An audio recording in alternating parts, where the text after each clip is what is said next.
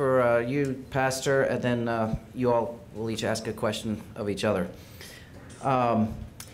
Mike Huckabee ran a television ad in Iowa and South Carolina which identified himself as a Christian leader, in quotes, and showed him telling voters, quote, "Faith doesn't just influence me, it really defines me." That same ad was not running in New Hampshire, a critical early primary state with a less evangelical composition than Iowa and South Carolina.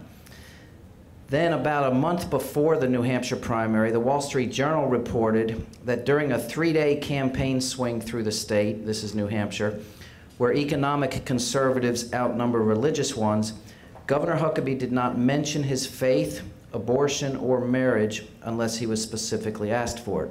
So here's my question. Do you think Governor Huckabee used his faith selectively during the course of his campaign, and if so, how might you have advised him differently? Do we get rebuttal time on these? Yes. I'm sorry, I skipped their rebuttals for each other. Why don't you answer this, so we'll connect the question with the answer, and then rebut. That's my mistake. I'm sorry.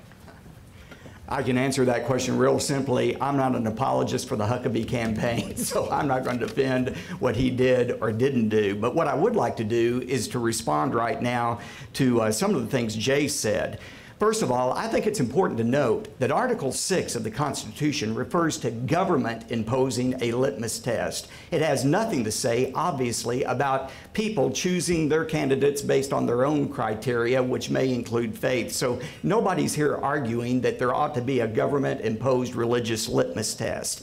Secondly, Jay, I never said that issues were not important, that they were irrelevant. In the scenario I painted, you had two candidates whose views were very similar. One was a Christian, one was not a Christian.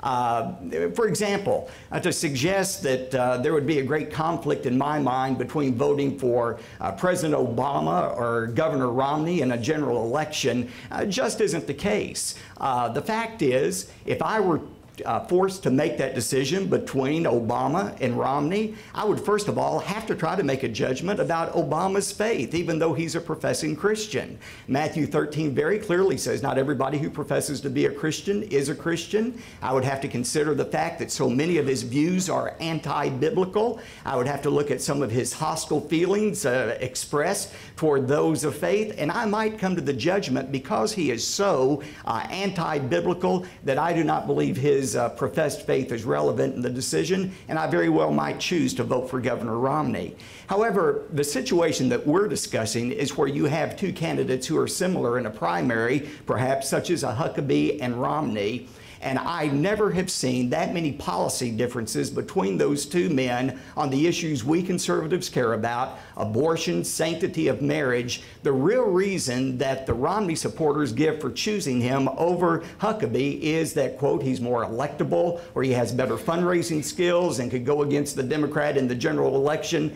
with a bigger war chest. And I'm saying, as a Christian, that is not a sufficient reason to vote in a member of a cult religion.